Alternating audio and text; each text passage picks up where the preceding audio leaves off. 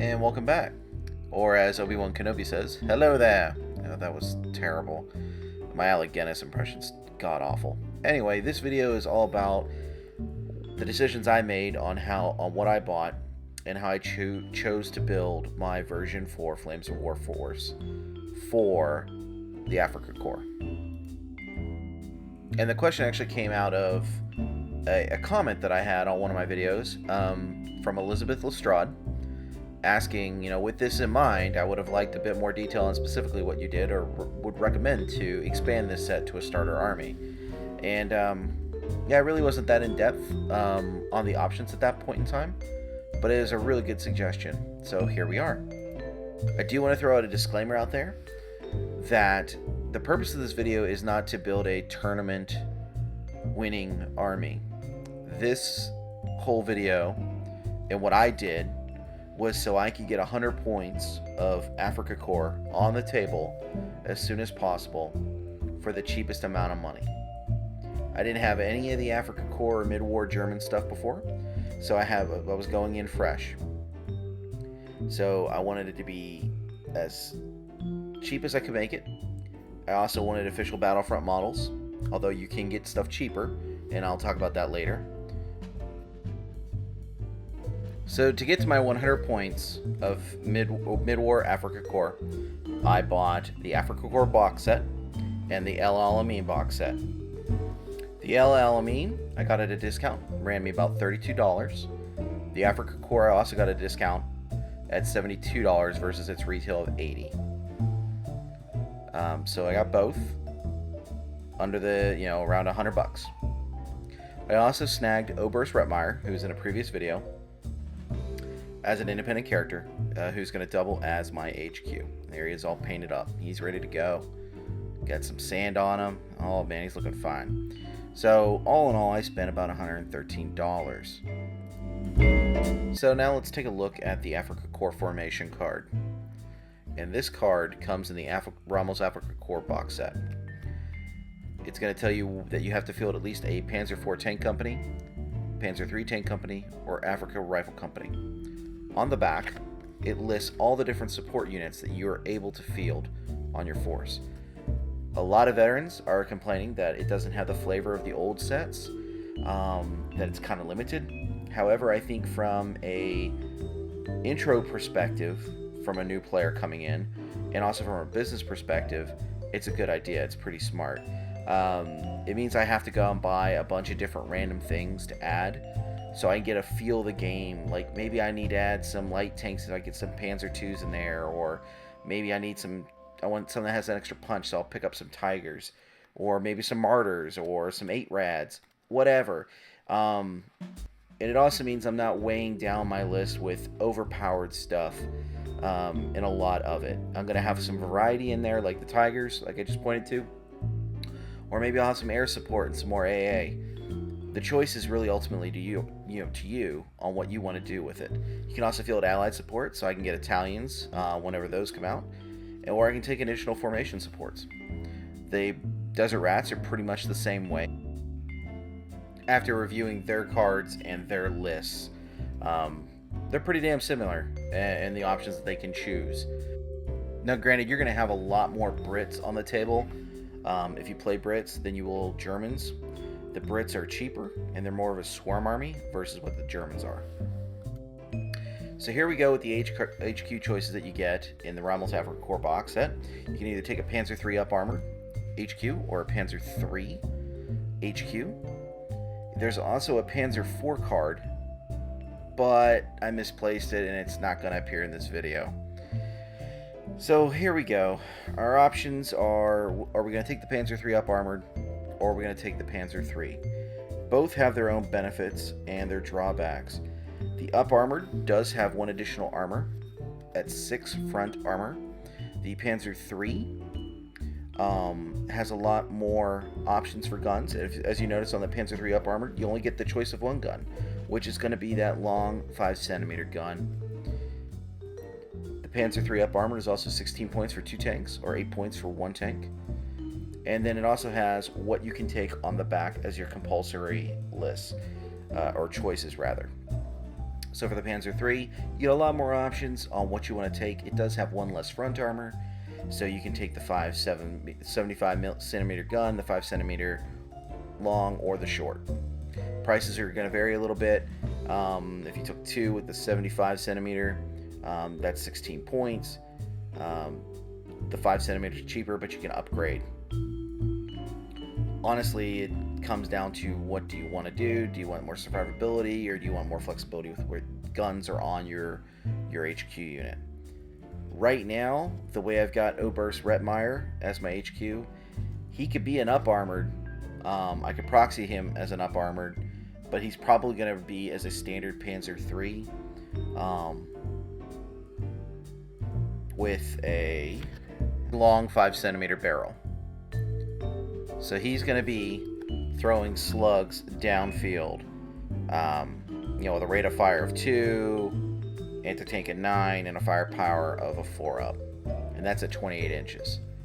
I kind of want him to reach out and touch someone from a distance rather than get up close.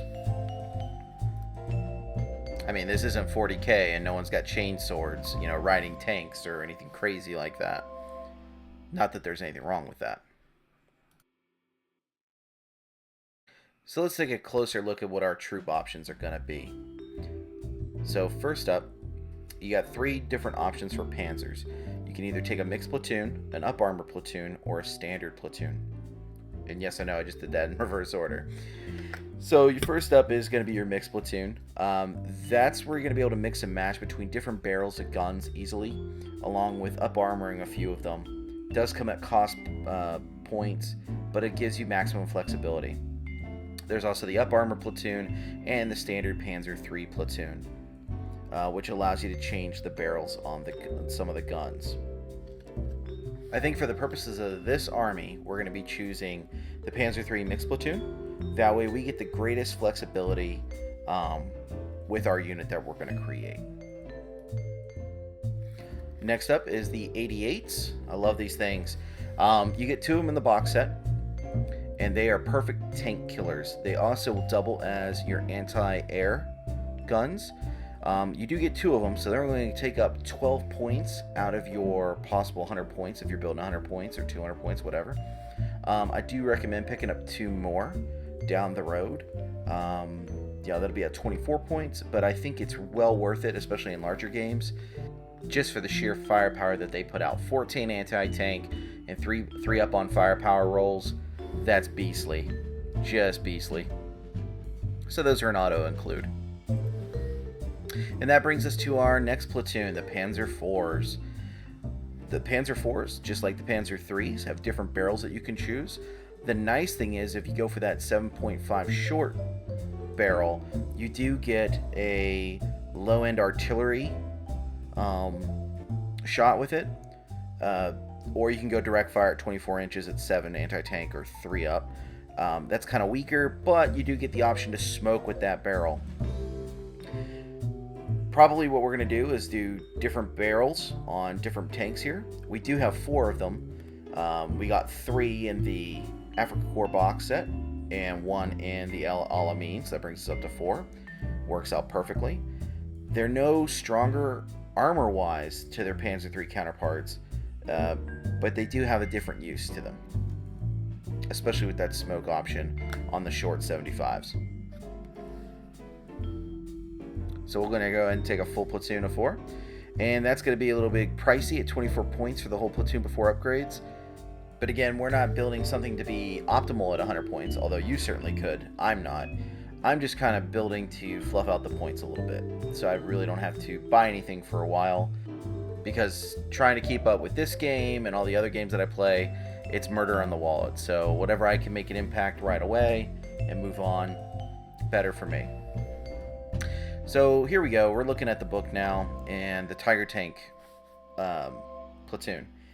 Another easier way to kind of fluff up your force a little bit would be to snag other vehicles and options out of the book. The Tiger Tank platoon is very expensive, and at 100 points, it's probably not very economical to take 2 tanks, since that's 58 points. But for 29 points, taking 1 Tiger with no upgrades, that might be beneficial. I mean, you can get a set of 5 Tiger tanks from Plastic Soldier Company, which is what one of those is right there, from an older project or older army that I was doing, for around 20-30 bucks, I believe. So it's not too bad. Or you can go for the Battlefront ones, 2 for 20 bucks. Cheaper if you can find it at a discount. Now there are also plenty of other options in the book that you can choose from, like 8 rads or dive bombers, or getting some martyrs, or 10.5 centimeter artilleries, batteries. Really, it's up to you and how much you want to spend. But again, for me, I wanted to go out on the cheap. So let's go ahead and do a full breakdown of my finished list. I'm going to start off my HQ with the Panzer III Tank Company. I'm going to put 2 tanks in there, and they're both going to have the long 5 centimeter guns, which is a 4-point upgrade for both, so I'm going to end up spending 14 points. I'm also going to take as one of my troop choices the Panzer III Mixed Platoon. 4 of the 5 Panzers IIIs will have a long 5 centimeter barrel, which is going to cost me 8 points to upgrade that. Then I'm going to have 1 Panzer III with the short 5 centimeter barrel, so that's 33 points in total. For my next troop choice, I'm going to choose the Panzer IV Platoon.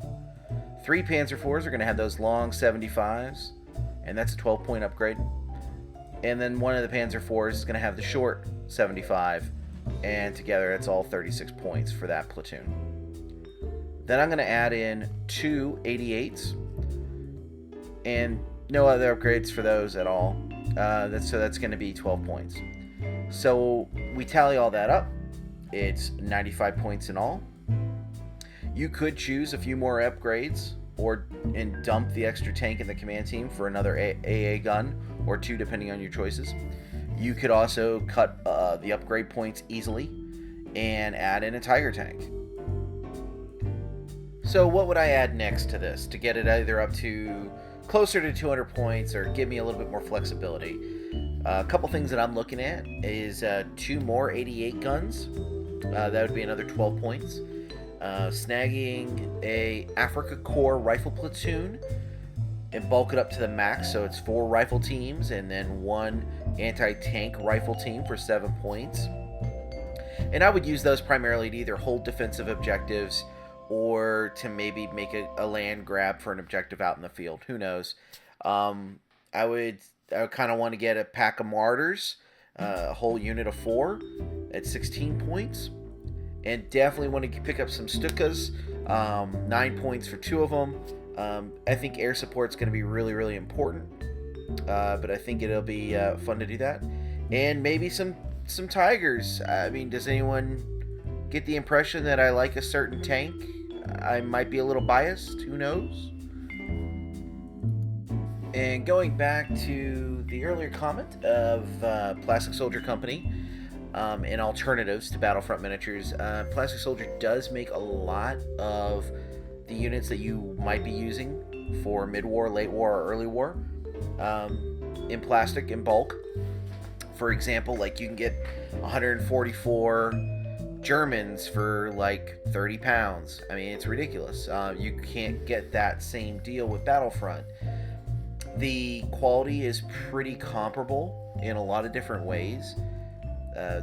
So you can price it out. If we just were to stick with the tanks, though, from what I bought versus what they have available, you could get a Panzer IV Company deal with 15 Panzer IVs for about 48 pounds. Right now, the exchange rate, I think, is like around, it's what, $60, something around in there. I can't remember, but that's really lazy, and I'm going to go look it up. And through the magic of editing, I checked out the currency converter online, and I was really flipping close. So it's $62 as of right now with the exchange rates. So for $62, for example, if you bought that Panzer IV Company deal with 15 Panzers, you could break that up into 3 platoons of 4 at 24 points a pop, and you're still going to have 3 tanks left over, 2 of which can be used as your command tanks. So you fluff out the barrels a little bit, or maybe add in, I don't know, something else like some troops or some planes, and boom, you're off to the races. Sky's the limit. It's pretty darn cheap, pretty darn affordable. It's really up to you on what you want and how you want to kit your army. So at the end of the day, it cost me $113 to get into mid-war, to have a 100-point army. I have some jumping off points to where I could expand in different ways that are coming out. Hopefully this was beneficial to you guys. All in all, I don't regret any of my purchases. Like I said, if I would have already had the rulebook or had a buddy that had the rulebook, I probably would have gone a different route, especially if I didn't care about those cards, but I do care about the unit cards. I'm crazy like that. But hopefully you guys found that interesting and informative. Please like, comment, and subscribe. And if you have anything that you want to throw at me, questions-wise, feel free to do so, and I'll try to do my best to answer back. Thanks for watching. Have a good one.